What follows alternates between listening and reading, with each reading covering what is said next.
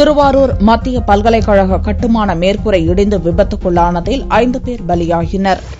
திருவாரூர் மயிலாடுதுறை சாலையில் அமைந்துள்ள நாகக்குடி கிராமத்தில் 100 ஏக்கரில் மத்திய பல்கலைக்கழகம் கட்டப்பட்டு வருகிறது. 250 கோடி ரூபாய் செலவில் கட்டப்பட்டு வரும் இந்த பல்கலைக்கழகம் கடந்த 2014ஆம் ஆண்டே ஜனாதிபதியால் திறந்து வைக்கப்படுவதாக இருந்தது. கட்டடப் பணிகள் முழுமையாக முடியாததால் திறப்பு விழா ஒத்திவைக்கப்பட்டது. இந்நிலையில் பல்கலைக்கழக கட்டடம் தரமானதாக இல்லை என்று புகார் எழுந்தது. இத்தகைய சூழலில் பல்கலைக்கழக கட்டடத்தின் மேற்கூரை ஞாயிறன்று இடிந்து விழுந்தது. இவ்விபத்தில் 5 பேர் பலியாகினர், 18 பேர் காயமடைந்தனர். சென்ட்ரல் பிடபிள்யூடியால கட்டப்பட்ட இந்த பில்டிங் சென்ட்ரல் யூனிவர்சிட்டினால அவங்களுக்கு கட்டிட்டு இருக்கிற பில்டிங் கொலாப்ஸ் ஆயிருக்கு. காலையில் 7:30 மணிக்கு அதில் இடிபாடுகளில் 5 பேர் இருந்தாங்க. அவங்க எல்லாத்தையும் எக்ஸ்ட்ராக்ட் பண்ணி இப்போ ட்ரீட்மெண்ட்டுக்கு அனுப்பிச்சிட்டோம்.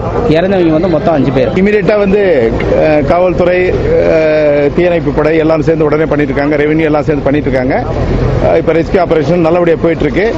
விரைவில் எல்லாமே கம்ப்ளீட்டா முடிச்சிருவோம். திருவாரூரில் இருக்கக்கூடிய மத்திய பல்கலைக்கழக வளாகத்தில் ஆசிரியர் குடியிருப்பிற்கான அந்த 4 அடுக்கு மாடி கட்டிடத்தில் ஒரு பகுதி கூரை இன்றைய தினம் சரிந்து விழுந்து அதில் கிட்டத்தட்ட ஒரு 25க்கும் மேற்பட்ட கட்டிட தொழிலாளர்கள் அடிப்பட்டு மருத்துவமனையில் சேர்க்கப்பட்டிருக்கிறார்கள்.